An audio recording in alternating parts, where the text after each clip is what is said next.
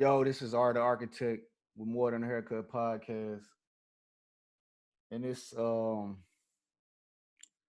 lot on my mind. Give and take. Um, One being a post that I recently got a chance to look at on Facebook. My homegirl Hannah posted it. It was also not really a topic that we discussed, Alex Fox and I, but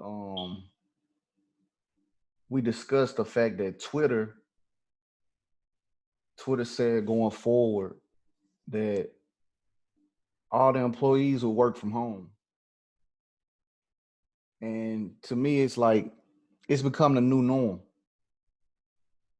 And I don't think people really understand like this norm that we seeing is the actual new norm. So then I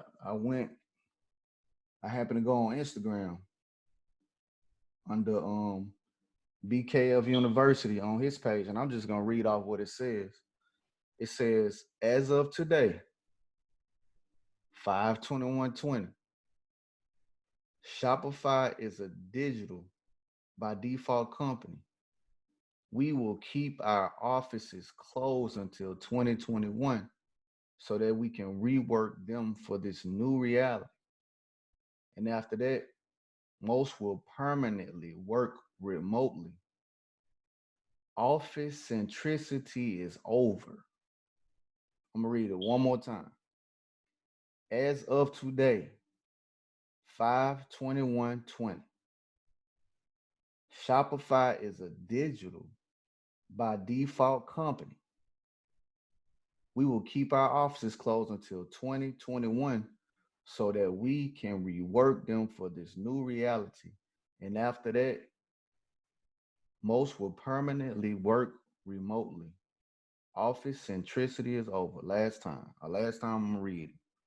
As of today, Shopify is a digital by default company. We will keep our offices closed until 2021 so that we can rework them for this new reality. And after that, most will permanently work remotely. Office centricity is over.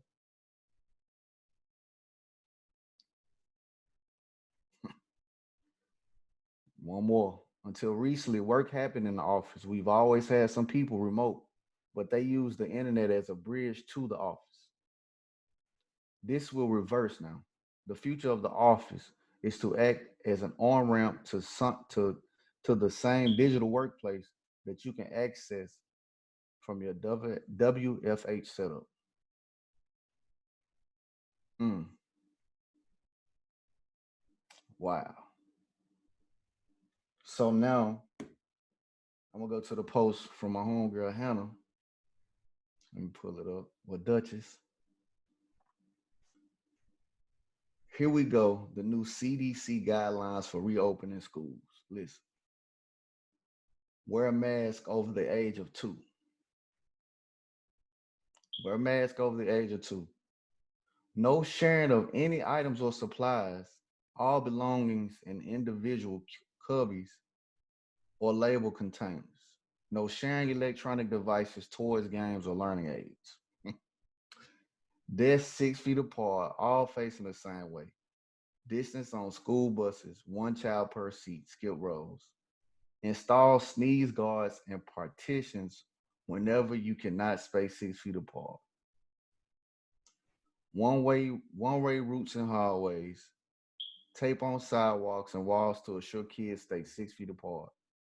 No communal shared spaces, cafeterias, playgrounds. Physical barriers or screens between sinks and bathrooms. Only prepackaged boxes or bags of food instead of cafeteria food. Kids eat in classrooms. No field trips, assemblies, or external organizations in the schools. Limit volunteers and visitors.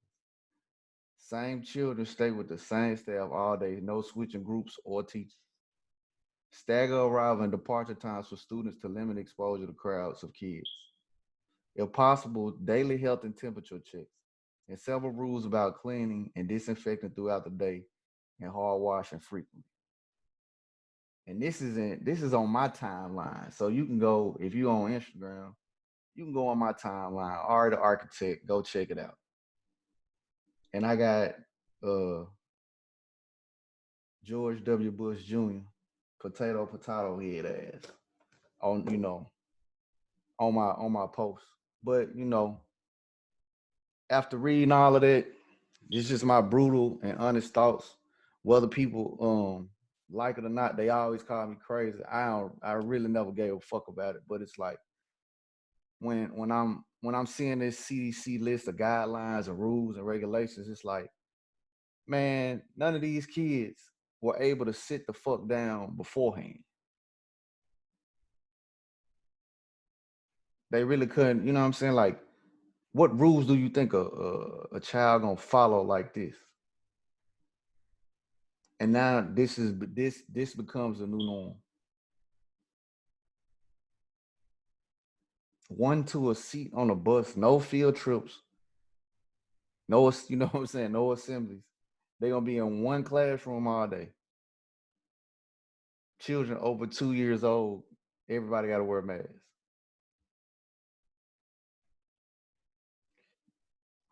That don't it don't add up. It don't make sense. You know what I mean? It does not make sense. So we take that on. Then we got Pierre Imports. That was another company. They've been open for 58 years. I think they closed like 548 stores completely. Nipsey Hussle said it best. He said, "That's how I knew. That's how I knew. That's how I knew that I was different in the song." He was like, "Big companies gonna fall. Big companies gonna fall. Small companies gonna rise." So was that a warning? Like, I see, businesses being disrupted. Not necessarily that this was gonna happen, but some way or another, he did see disruption, right? He had to have seen disruption. So as I'm continuing to go down the list of things that really don't, this shit don't really don't add up, and it really don't make sense. I'm going back to the school thing now, but like, how do you expect students to adjust to a situation now where they gotta sit 6 feet apart? One teacher already gonna have trouble with, you know what I'm saying, 30 students. You're gonna have trouble. You're gonna have trouble. What it was, a trouble. It's here, man. But it's I mean, I honestly, man, I all I can do is laugh at this shit. Cause some people not prepared to understand what I see.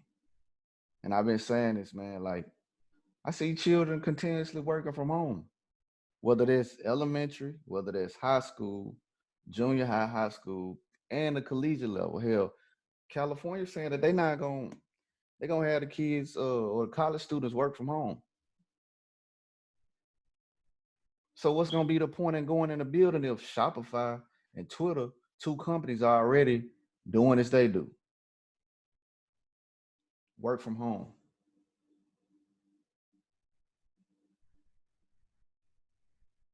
So why not tell the children to start learning how to do code? You know what I mean? Because what was a lot of them learning to apply to this new world? They were learning old ways and old tricks to get ready to go into a new world. I'm not saying all of them, you know. And no, I'm not mad. I'm not emotional about this shit. I'm just looking at this stuff from a logical standpoint.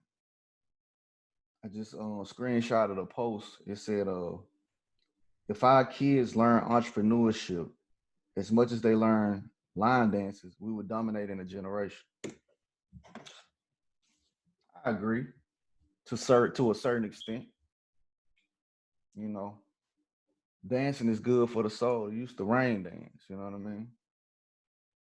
But I do understand, the facts of learning entrepreneurship. But business has always been a part of things. It has been and it will be. But it's some real adjusting that's gonna have to go on. It's a lot of laws people gonna have to learn the difference between rights and privileges. I mean, that's just my all honest opinion. Cause people not really taking this shit serious. I'm not saying the facts of the virus. Hell, it's always been viruses going on. But now all of a sudden, you know, you can't you can't do and go. You gotta wear a mask everywhere. Now you gotta be 6 feet apart. I'm not saying people not dying, from natural causes or any of that, or whatever they dying from. They may be dying from COVID, but I think it's just a part of the situation. So my brother wound up making a post that caught my attention too, and this is just another post. It says the NBA might play at Disney World.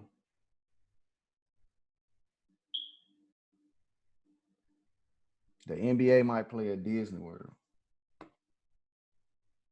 It's not this not significant, or it doesn't make sense to some people. Like that last statement I made about children learning entrepreneurship.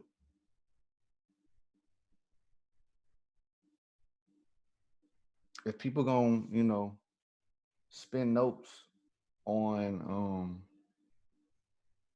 just frugal things, then why not make a move on something that's gonna benefit? What I mean by benefit,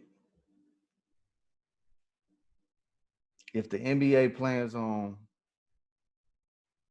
participating going forward, basically they looking at partnering up with Disney.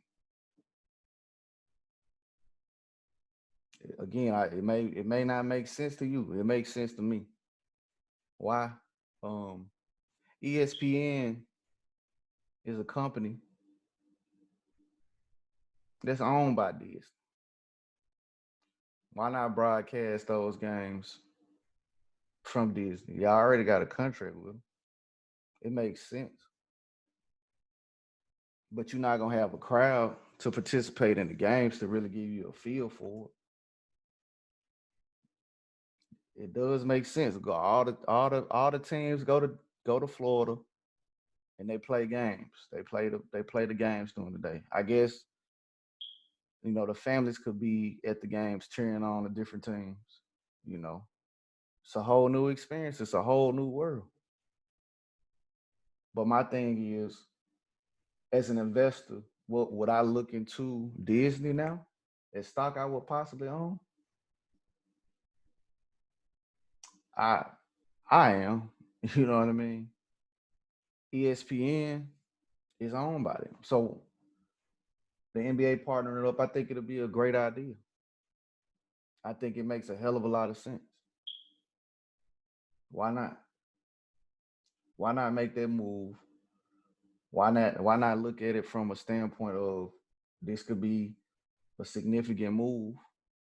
It may or may not be temporary. You know what I mean? They may have to kick up the next NBA season in December. But I know it's a lot of talks of no fans being in the stadiums. This is just NBA. I know it's talks of the Major League Baseball returning. Where are they gonna play? I have no idea right now. But I'm also hearing that the NFL is looking to bring in the helmets, which they always wear helmets. But they looking at adding a mask to the helmet.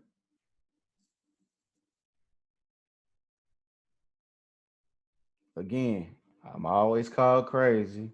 I don't give a damn. Man, what Dave Chappelle? You can kiss my ass with them shits. That's with them lips of yours. Goddamn it. I don't. I'm not mad at you. However you look at this thing, but you gotta understand. At some point, we gotta use logic. Logic and knowledge reign supreme. True or false? I had a few people wear the mask in the car and they die. Why? Is it because they couldn't breathe? So now they talking about collaborating with the helmets and the masks to play football. What kind of sense does that make? I wonder, can the players actually, breathe from playing and running up and down the field all day long? That may or may not be a problem. But now you're talking about adding a mask to that. Is that gonna help them? Are they really gonna get circulation? Or is that just gonna be a liability? Or am I crazy for even looking at this thing? So to me, personally, it's just been a hell of a lot of talk about COVID 19. Vaccine, vaccine, vaccine, vaccine, vaccine, vaccine, vaccine. Cool. But it's like still got a so-called black man getting killed in the street. Still got a so-called black woman getting killed in her home. Is it because they are looked at as property? That's my question. That's my question. It's almost like the same results, same issues. Modern day lynch. At some point, it's gonna change.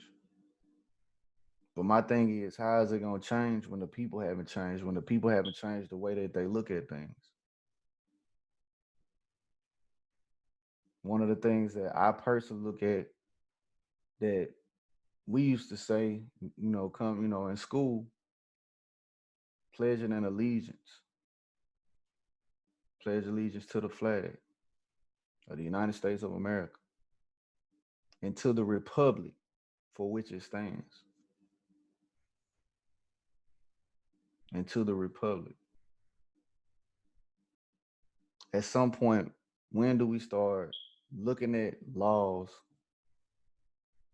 looking at the Constitution and other things as what it really is, what it truly means? Not from an emotional standpoint. I don't give a damn how you feel about Trump, Clinton. You know what I'm saying? Like I don't give a damn how you feel about them. That's your personal pet peeve. But at some point, you got to look at this thing with a critical mind and a critical viewpoint, because something's not adding up.